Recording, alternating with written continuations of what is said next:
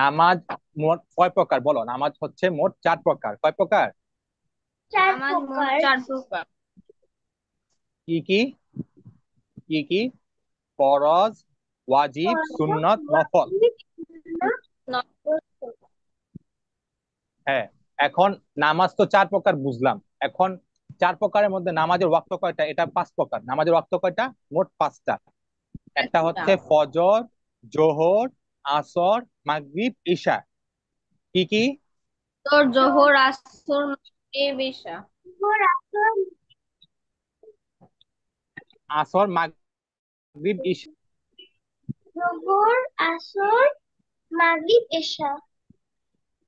Good, এই তো মাশাআল্লাহ, সুন্দর হয়েছে। আচ্ছা, এখন নামাজ যে পড়ব, নামাজ শুদ্ধ হওয়ার জন্য শর্ত আমরা তো বুঝলাম যে ফরজ নামাজ, ফরজ, ওয়াজিব, সুন্নাত, নফল। ফরজ মানে কি? যেটা আবশ্যক, যেটা পালন করা কর্তব্য, ঠিক আছে?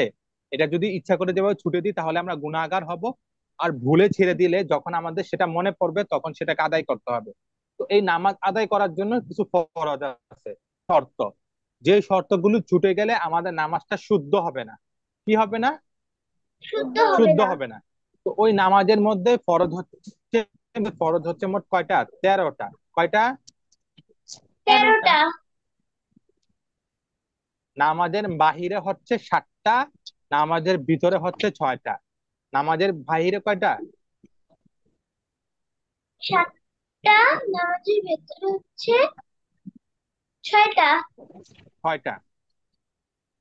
আচ্ছা চলো, আজকে আমরা গালি, ক্যামেরা তো নাড়াচ্ছ কেন? স্থির রাখো। হ্যাঁ, আজকে আমরা নামাজের যে বাহিরে 7টা ফরজ আছে ওই 7টা ফরজ শিখবো, ঠিক আছে?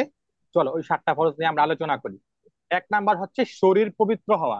এই যে আমাদের পুরো শরীরটা, মাথার চুল থেকে নিয়ে পায়ের নখ পর্যন্ত, ওইটা পুরাটাই পবিত্র হইতে হবে, ঠিক আছে? ওইটার মধ্যে কোনো নাপাক থাকা যাবে না। কি থাকা যাবে না? ময়লা থাকা যাবে না, না। বুঝছো? না। হুম। তো 1 নাম্বার শর্ত কি? শরীর পবিত্র হওয়া। কি হওয়া? শরীর পবিত্র হওয়া।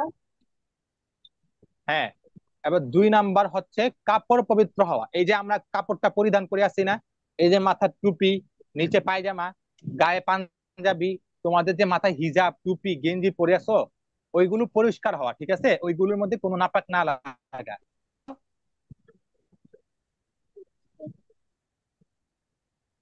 জি। তাহলে 2 নাম্বারটা কি পাইলাম? 2 নাম্বার পাইলাম যে কাপড় পবিত্র হওয়া। কি হওয়া? কাপড় পবিত্র হওয়া। মাশাল্লাহ, মাশাল্লাহ। আচ্ছা, 3 নাম্বার হচ্ছে নামাজের স্থান পবিত্র হওয়া।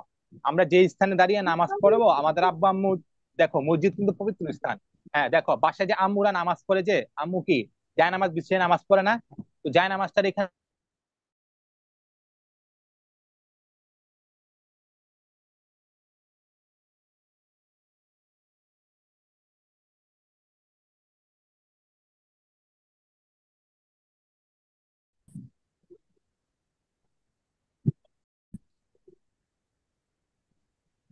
আমাদের আম্মু কি যে ভিজা স্থানে কি নামাজ পড়ে, শুকনো স্থানে নামাজ পড়ে না? জি। জি। তো ওই নামাজের স্থানটা কি হওয়া? পবিত্র হওয়া। নামাজের স্থানটা কি হওয়া? পবিত্র পবিত্র হওয়া। হ্যাঁ। 4 নাম্বার হচ্ছে সতর ঢাকা। 4 নাম্বার কি? সতর। মানে আমাদের যে এই শরীরটা, শরীরটা আবৃত থাকা, বুঝছো?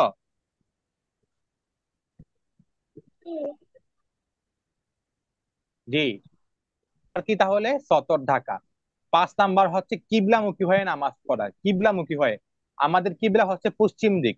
পশ্চিম দিকে মুখ করে কি নামাজ পড়া? পশ্চিম দিকে মুখ করে কি করা? নামাজ পড়া। হ্যাঁ। 6 নাম্বার হচ্ছে ওয়াক্ত মতো নামাজ পড়া। আচ্ছা এখন দেখো, এখন ফজরের ওয়াক্ত হচ্ছে সুবে সাদিক, জোহরের ওয়াক্ত হচ্ছে দুপুর বেলা, আসরের ওয়াক্ত হচ্ছে বিকাল বেলা, মাগরিবের ওয়াক্ত হচ্ছে সন্ধ্যা বেলা, আর এশারের ওয়াক্ত হচ্ছে রাতে বেলা। এখন যদি তুমি মাগরিবের নামাজ যদি তুমি সকাল বেলা পড়ো তাহলে কি তোমার মাগরিবের নামাজটা হবে? ওয়াক্ত মতো নামাজ হবে? না। না। হ্যাঁ, হবে না। তাহলে কি হবে? এর জন্য আরেকটা শর্ত হচ্ছে কি, ওয়াক্ত মতো নামাজ পড়া।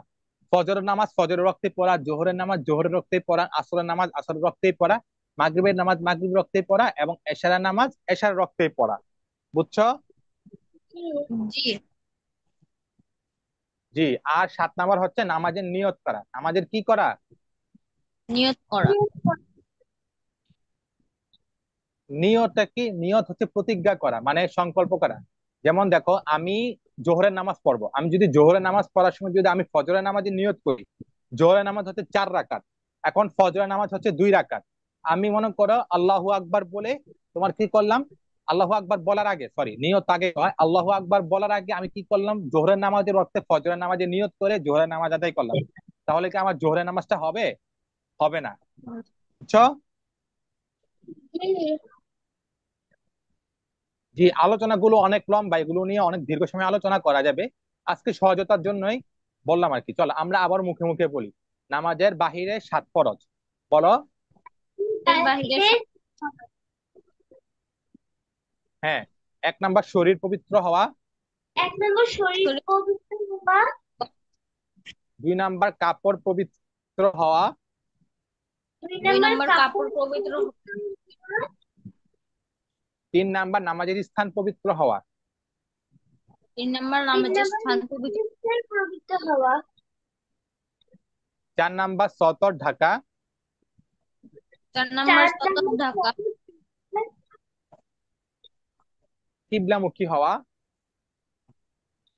5 নম্বর তীর্থমুখী হওয়া। 6 নম্বর কি হওয়া। 6 নাম্বার ওয়াক্ত মতো নামাজ আদায় করা। 6 ছয় নম্বর নম্বর ওয়াক্ত আদায় করা। নামাজ আদায় করা। 7 নাম্বার নিয়ত করা। 7 নম্বর নিয়ত করা। আচ্ছা ঠিক আছে, আজকে তাহলে আমরা নামাজের বাহিরে 7 ফরজ শিখে নিলাম। ঠিক আছে।